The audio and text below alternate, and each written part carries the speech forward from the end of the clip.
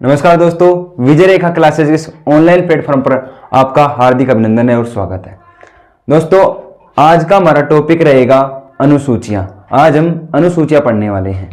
तो आज का हमारा टॉपिक क्या रहेगा? अनुसूचियां।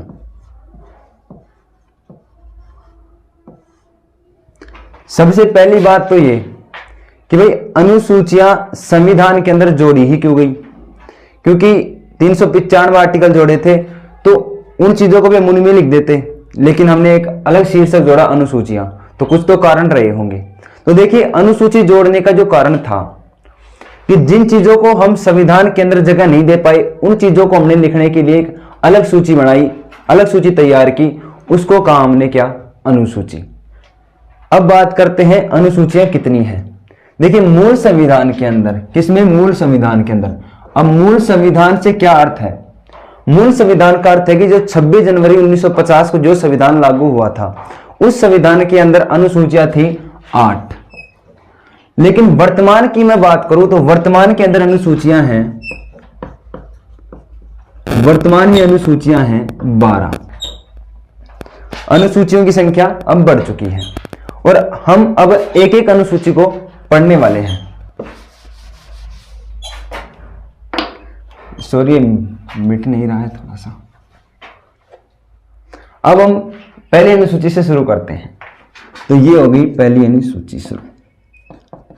देखिए, पहला संविधान का कोई आर्टिकल हो या संविधान का कोई पहला भाग हो और या संविधान की कोई अनुसूची हो, सबसे पहले हमारे लिए प्राथमिकता में क्या होता है? हमारे लिए सबसे पहले प्राथमिकता में होता है हमारा देश। इसलिए पहली जो अनुसूची रहेगी वो हमारे देश के बारे में रहेगी। किसके बारे में रहेगी? हमारे देश के बारे में। देश के बारे में क्या रहेगी कि देश में कितने तो राज्य हैं, कितने तो राज्य हैं और कितने केंद्र शासित प्रदेश। यूटी का अर्थ है यूनियन टेरिटरी। तो माने कितने तो राज्य हैं और कितने केंद्र शासित प्रदेश हैं, ये संविधान की पहली अनुसूची के अंदर लिखा हुआ है। अगर मान लीजिए भारत के अंदर कोई राज्य बढ़ता है और कोई राज्य घटता है तो किस अनुसूची के अंतर्गत आएगा? अनुसूची 1 के अंतर्गत आएगा। और वर्तमान की मैं बात करूं तो वर्तमान में राज्यों की संख्या जो है वो है 28 और केंद्र शासित जो प्रदेश हैं उनकी संख्या कितनी है? तो आपका आंसर रहेगा 8। आगे भी अगर कोई मतलब कि कोई भी राज्य देश के अंदर बढ़ता है तो भी अनुसूची 1 के अंदर लिखा जाएगा और अगर कोई राज्य घटता है तो भी अनुसूची 1 के अंतर्गत लिखा जाएगा। तो पहली बात है कि भाई प्रश्न कैसे आता है? अगर मान लीजिए प्रश्न ऐसे भी आ सकता है कि भाई देश का कोई राज्य बढ़ा है तो किस अनुसूची में परिवर्तन होगा? तो आपका आंसर क्या रहेगा? अनुसूची 1 के अंतर्गत। क्योंकि अनुसूची 1 के अंतर्गत क्या है? राज्य और केंद्र शासित प्रदेश, देश के राज्य एवं केंद्र शासित प्रदेश। अब बात करते हैं अनुसूची 2 की और अनुसूची 3 की। देखिए, अनुसूची 2 और अनुसूची 3 को पढ़ने से पहले इन दोनों को साथ पढ़ना पड़ेगा। मैंने आपको क्या कहा कि अनुसूचियों के अंदर वो चीजें लिखी गई हैं जो हमारे मूल मतलब कि संविधान के हम जिनको अनुच्छेदों के अंदर नहीं लिख पाए, वो चीजें किन के अंदर लिखी गई हैं? अनुसूचियों के अंतर्गत लिखी गई हैं। तो अनुसूची 3 के अंदर क्या है? अनुसूची 3 के अंदर है शपथ। अब शपथ किन की? जो भारतीय राजव्यवस्था से संबंधित जो उच्च पदाधिकारी हैं उनकी क्या है? शपथ है। किसमें? अनुसूची 3 के अंतर्गत। लेकिन जिन लोगों की शपथ अनुसूची 3 के अंतर्गत है उन लोगों का ही वेतन अनुसूची 2 के अंतर्गत है। कई बार क्या होता है कि ये कंफ्यूज हो जाता है कि भाई वेतन पहले आएगा या फिर शपथ पहले आएगी। तो पहले क्या आएगा? वेतन आएगा। क्यों? क्योंकि हम हर चीज में प्राथमिकता किसको देते हैं? हम हर चीज में प्राथमिकता पैसे को देते हैं। इसलिए जो पहले अनुसूची 2 के अंतर्गत आएगा वो आएगा क्या? वेतन। और अनुसूची 3 के अंतर्गत क्या आएगा? अनुसूची 3 के अंतर्गत आएगा शपथ है। लेकिन आपको एक चीज ध्यान में रखनी है, मैंने आपको पहले भी कहा और अभी कह रहा हूं कि क्या चीजें लिखी गई हैं इसे अनुसूचियों के अंतर्गत जो संविधान के अंदर हमने नहीं लिख पाई। किन संविधान का मतलब कि हम अनुच्छेदों के अंदर नहीं लिख पाए। तो अनुच्छेदों के अंदर आपको याद हो तो 3 की शपथ है। इनकी 3 की, एक तो राष्ट्रपति की, राष्ट्रपति की शपथ एक है, उपराष्ट्रपति,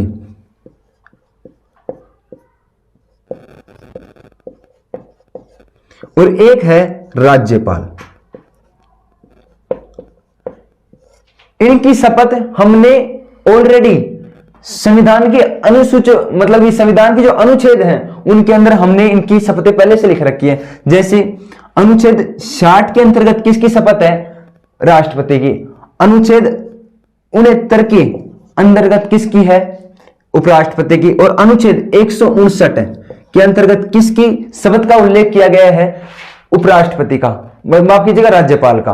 तो इन चीजों को तो आपको खास ध्यान में रखना है, क्योंकि तीसरी जो अनुसूची है वो शपथ से संबंधित है, और शपथ 3 जो राजनेता है उनकी तो हमने पहले से संविधान के अंदर लिख चुके हैं। और आपको पता है कि संविधान को जो अनुच्छेद मतलब कि जो संविधान के अंदर हम नहीं लिख पाए उनको लिखने के लिए हमने अनुसूची का निर्माण किया था। तो आपको ये बात ध्यान में रखनी है। अब बात करते हैं अनुसूची 4 की। देखिए अनुसूची 4 क्या है? अनुसूची 4 का मतलब है कि हम, जैसे मैं आपको बताऊं, हमारी जो संसद है उसके कितने भाग हैं? उसके 2 भाग हैं, एक तो है राज्यसभा और एक है लोकसभा। तो अनुसूची 4 के अंतर्गत क्या है कि किस राज्य से कितने राज्यसभा सदस्य होंगे, मतलब राज्यों का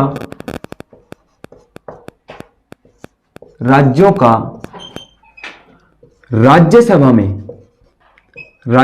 में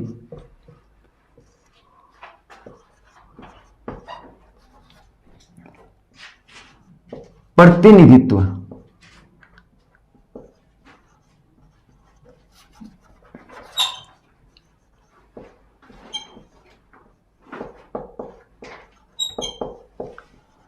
राज्यसभा में राज्यों का प्रतिनिधित्व, इसका मतलब क्या है कि किस राज्य से राज्यसभा की सीटें कितनी होंगी। जैसे सबसे ज्यादा राज्यसभा सीटें कहां पे हैं? देखिए राज्यसभा सीटें हो या फिर लोकसभा सीटें हो, कहां पे ज्यादा होंगी? जहां पे जनसंख्या ज्यादा होगी। वर्तमान के अंदर जनसंख्या कहां पे ज्यादा है? तो आपका आंसर रहेगा उत्तर प्रदेश के अंदर। तो राज्यसभा की वर्तमान में सबसे ज्यादा सीटें कहां पे हैं? तो आपका आंसर रहेगा यूपी से। लेकिन कितनी है? तो आपका आंसर रहेगा 31। मैं अपने राजस्थान की बात करूं, गृह प्रदेश की बात करूं, तो वर्तमान के अंदर राजस्थान से राज्यसभा की सीटें कितनी है? तो 10। कितनी है? 10 राजस्थान से। जैसे महाराष्ट्र से कितनी है? 19 है। इस प्रकार से राज्यों का प्रतिनिधित्व किसके अंदर? राज्यसभा के अंतर्गत कितना होगा? यह अनुसूची 4 के अंतर्गत लिखा हुआ है। अब बात करते हैं अनुसूची 5 की। अनुसूची 5, देखिए अनुसूची 5 के अंतर्गत क्या है, और अनुसूची 6 को भी इसके साथ ही देख लेते हैं कि 6 के अंतर्गत क्या आएगा। अनुसूची 5 और अनुसूची 6 के अंदर एक ही चीज है, एक तो अनुसूचित क्षेत्र और एक अनुसूचित जनजाति।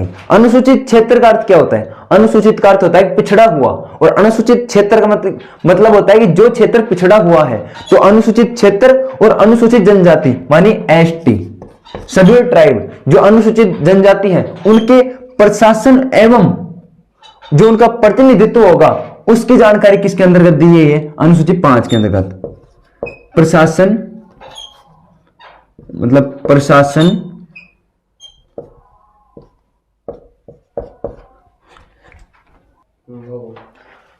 अब बात करते हैं अनुसूची 5 की। देखिए अनुसूची 5 के अंतर्गत क्या है? अनुसूची 5 के अंतर्गत 2 चीजें हैं, एक तो अनुसूचित क्षेत्र और एक है अनुसूचित जनजाति। क्या है? अनुसूचित जनजाति मानी एसटी। अनुसूचित जनजाति का प्रशासन, क्या?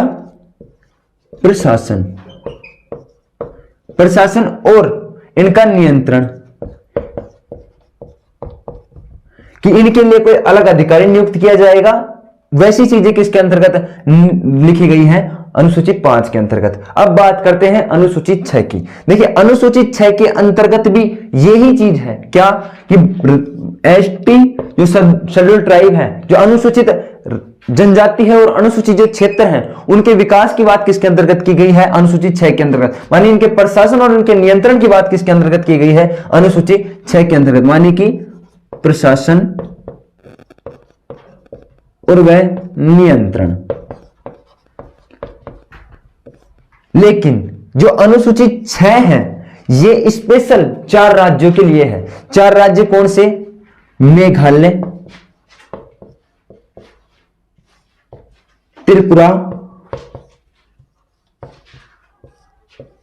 असम और मिजोरम। क्या रहेगी? मिजोरम। लेकिन कई कई बार क्या होता है कि इसको हम भूल जाते हैं। इसके लिए आपको एक सूत्र याद करना पड़ेगा, और वो है ममता मणिपुर छोड़कर भाग गई।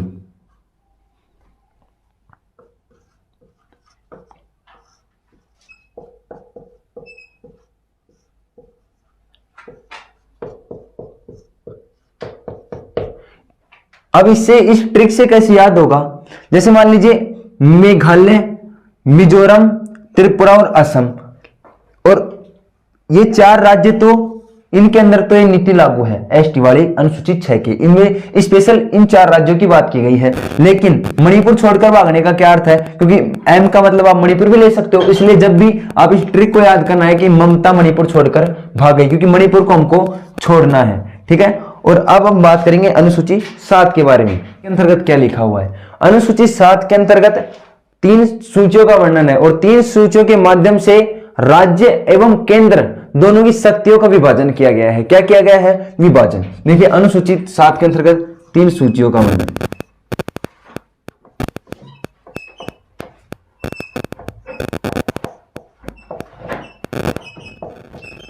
अब बात करते हैं कि 3 सूचियां कौन कौन सी हैं। पहली तो है संघ सूची, कौन सी होगी? संघ सूची। दूसरी है राज्य सूची, राज्य सूची। और तीसरी जो है वो है समवर्ती सूची। देखिए मैटर क्या है। संघ सूची का अर्थ है कि जिन विषयों पर केवल कानून संघ बना सकता है, मानी केंद्र बना सकता है, वो तो आएंगे संघ सूची के अंतर्गत। दूसरा है राज्य सूची, जिस पर केवल राज्य कानून बनाएगा, वो किसके अंतर्गत आएंगे? राज्य सूची के अंतर्गत। और तीसरा है समवर्ती सूची, समवर्ती के ऊपर संघ एवं राज्य दोनों कानून बना सकते हैं। लेकिन अगर मान लीजिए दोनों के कानूनों के अंदर टकराव होता है, तो किसका कानून मान्य होगा? तो आपका आंसर रहेगा संघ का, मानी केंद्र का कानून मान्य होगा। अब बात करते हैं कि इसके अंतर्गत कितने कानून है वर्तमान के अंतर्गत। देखिए संघ सूची के अंतर्गत मैं बात करूं तो संघ सूची के अंतर्गत एक तो होगा मूल संविधान। मूल संविधान में आशा करता हूं आपको मैंने पहले बता दिया था और आपको पता होगा मूल संविधान, और एक है वर्तमान। मूल संविधान के अंतर्गत कितनी है? मूल संविधान के अंदर संघ सूची के जो विषय थे वो थे 97, और वर्तमान में कितने हो चुके हैं? तो आपका आंसर रहेगा, माफ कीजिएगा, 100। तो कितने हो चुके हैं? 100। जो संघ सूची है उसके विषय कितने, माफ कीजिएगा, राज्य जो सूची है उसके विषय कितने थे? तो आपका आंसर रहेगा 66। और वर्तमान में कितने हो चुके हैं? 61। समवर्ती सूची के कितने विषय थे? तो आपका आंसर रहेगा 47। और वर्तमान के अंदर कितने हो चुके हैं? 52। मतलब संघ सूची जिस पर कानून केवल संघ बनाएगा, राज्य सूची जिस पर कानून केवल राज्य बनाएगा, और समवर्ती सूची जिस पर संघ एवं राज्य दोनों बना सकते हैं। लेकिन जो राज्य सूची के विषय हैं उस पर अगर मान लीजिए कोई विपरीत, मतलब कि कोई विपरीत परिस्थिति आ जाती है, तो उसके ऊपर राज्य सूची के विषय के ऊपर केंद्र भी कानून बना सकता है। ठीक है, और अगर मान लीजिए समवर्ती सूची के कोई कानूनों के बीच में टकराव होता है तो किसका कानून मान्य रहेगा? संघ का मान्य रहेगा, मानी केंद्र का मान्य रहेगा। अब बात करते हैं अनुसूची 8 के बारे में। अनुसूची 8 के बारे में क्या है? अनुसूची 8 के अंतर्गत जो भारत की जो भाषाएं हैं उनका उल्लेख किया गया है। संविधान के अंदर वर्तमान के अंदर मैं बात करूं तो वर्तमान के अंदर 22 भाषाएं हैं, लेकिन मूल संविधान के अंतर्गत 8, माफ कीजिएगा, 14 भाषाओं का उल्लेख किया गया था। मानी 8वीं अनुसूची में क्या है? भारत की भाषाओं का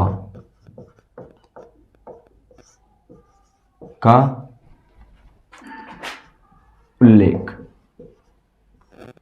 भारत की भाषाओं का उल्लेख। मूल संविधान के अंदर कितनी भाषाएं थी?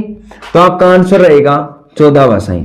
14 राज्य थे, 14 ही भाषाएं थी। ठीक है, और वर्तमान की मैं बात करूं, मूल में तो ये थे, मूल संविधान में। वर्तमान की मैं बात करूं तो वर्तमान के अंतर्गत वर्तमान में 22 भाषाएं हैं। कितनी हैं? 22 भाषाएं वर्तमान में।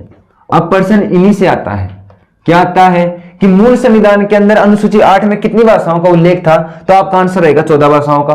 और वर्तमान के अंतर्गत 8वीं अनुसूची के अंदर कितनी भाषाओं का उल्लेख है? तो आपका आंसर रहेगा 22 भाषाओं के अंतर्गत। ठीक है, और अब बात करते हैं अपन इन 22 भाषाओं, ये मतलब कि जो बाकी की जो भाषाएं हैं वो कब कब जोड़ी गई, कौन सा संविधान संशोधन था, जिनसे अधिकतर बार प्रश्न पूछा जाता है।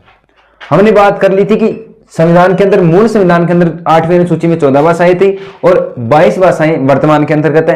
कौन सी भाषा कब जोड़ी गई, हम ये बात कर रहे थे। देखिए सबसे पहले जो भाषा जोड़ी गई वो 21वां संविधान संशोधन, 21वां संविधान संशोधन, संविधान संशोधन, शॉर्टकट में लिख रहा हूं, समझ लेना। संविधान संशोधन कब किया गया, 1967 के अंतर्गत। और कौन सी भाषा जोड़ी गई, सिंधी, सबसे महत्वपूर्ण। पहली बार कौन से संविधान संशोधन द्वारा 8वीं अनुसूची के अंदर नई भाषा जोड़ी गई, तो आपका आंसर रहेगा 21वां संविधान संशोधन। कब जोड़ी गई, तो आपका आंसर रहेगा 1967 के अंतर्गत। और कौन सी भाषा जोड़ी गई, यह सबसे महत्वपूर्ण है और यह है सिंधी। फिर उसके बाद में 71वां संविधान संशोधन, 71वां संविधान संशोधन, और कब, 1992 में। कब, 1992 में। और इसके अंतर्गत क्या जोड़ा गया है, इसके अंतर्गत आपको पता है, ट्रिक लगाएंगे इसके अंतर्गत, और इसके अंदर जोड़ा गया है नमक। नमक का अर्थ क्या है, नमक का अर्थ है नेपाली, नेपाली, मणिपुरी और कोंकणी। कौन सी भाषाएं जोड़ी गई, नमक जोड़ा गया कब, 1992 में। और कौन सी भाषा, नेपाली, मणिपुरी और कोंकणी भाषा जोड़ी गई। फिर इसके बाद में 92वां संविधान संशोधन,